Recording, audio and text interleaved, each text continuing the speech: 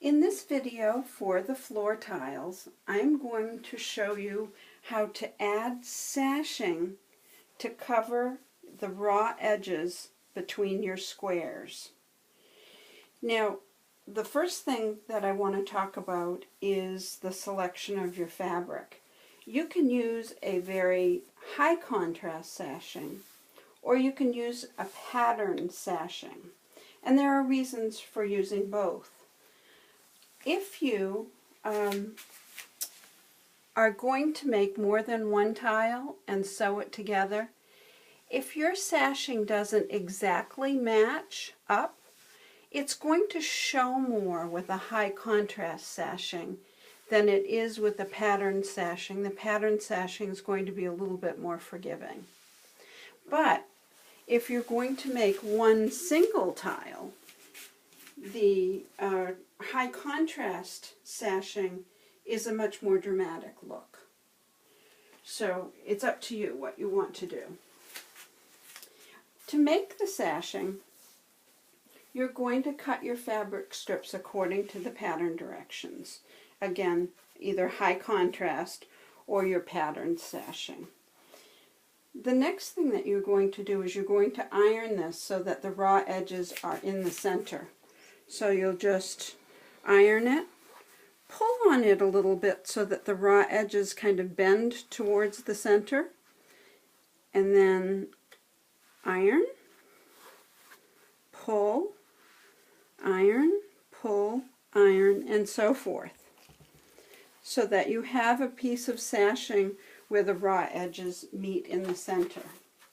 The next step is that you're going to be adding a web backing.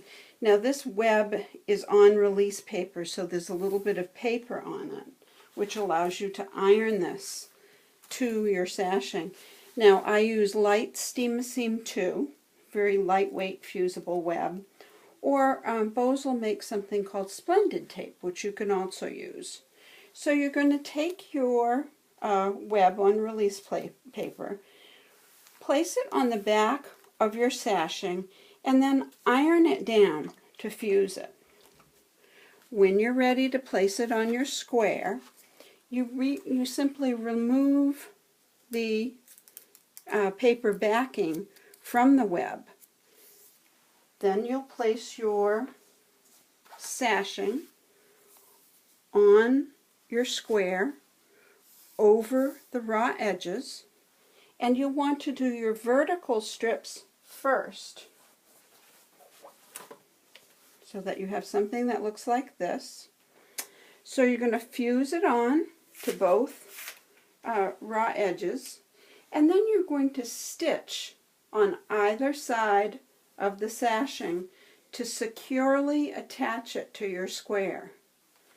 The next step is to take your sashing and cover the horizontal raw edges. Do the top and the bottom like this, stitching on either side. That securely fastens your squares to your foam and creates a nice little pattern in the back of your floor tile. The next step that we will talk about is how to sew the squares together. If you're not going to sew the squares together, you'll simply bind around the outside, but in the next video we'll show you how to put the binding on and sew the squares together. That's it.